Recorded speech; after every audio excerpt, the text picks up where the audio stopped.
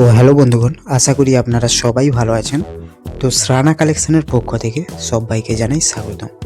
তো বন্ধুগণ, আজকে আমি আবারও নতুন একটি গ্রিলের ডিজাইন তৈরির ভিডিও নিয়ে আপনাদের সঙ্গে শেয়ার করতে চলে এসেছি।